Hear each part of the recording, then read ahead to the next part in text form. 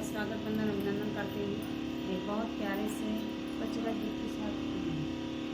देवी कचरा गीत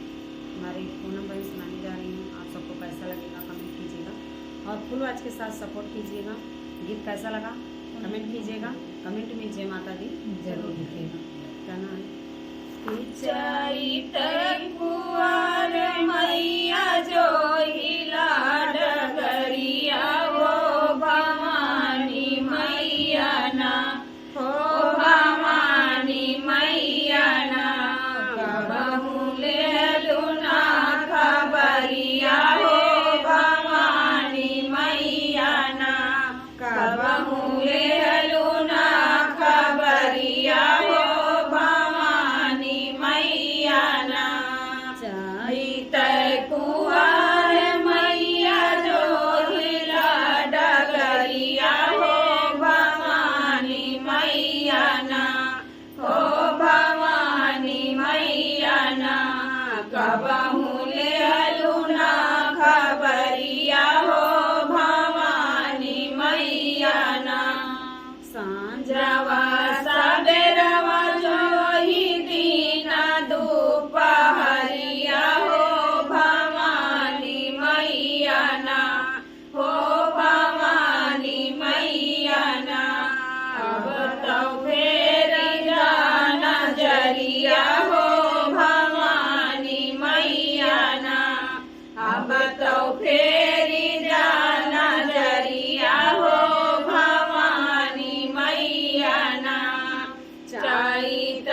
कुंवर मैया जो हिला डगरिया हो भवानी मैया ना हो भवानी मैया ना कबहू ले लुना खबरिया हो भवानी मैया ना सुनीला की देलू मेरा तार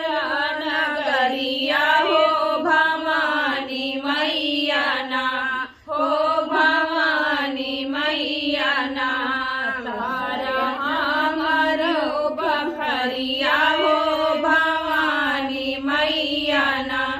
तारा हमर बखरिया हो भवानी मैया ना लाऊंगा बता समय धारिया दामरिया हो भवानी मैया ना हो भवानी मैया ना भोगवा हलुआ यौहरिया हो भवानी मैया ना भोगवा हलुआ सोहरिया हो भवानी मैया ना चैत कुंवर मैया जो हिला डगरिया हो भवानी मैया ना हो भवानी मैया ना कबहू ले लुना खबरिया हो भवानी मैया ना ज्योतिया जलाई गई के नारी चुनरिया हो भवानी मैया ना हो भवानी मैया ना मन से तारी जय करिया हो भवानी मैया ना मन से कारी जाए करिया हो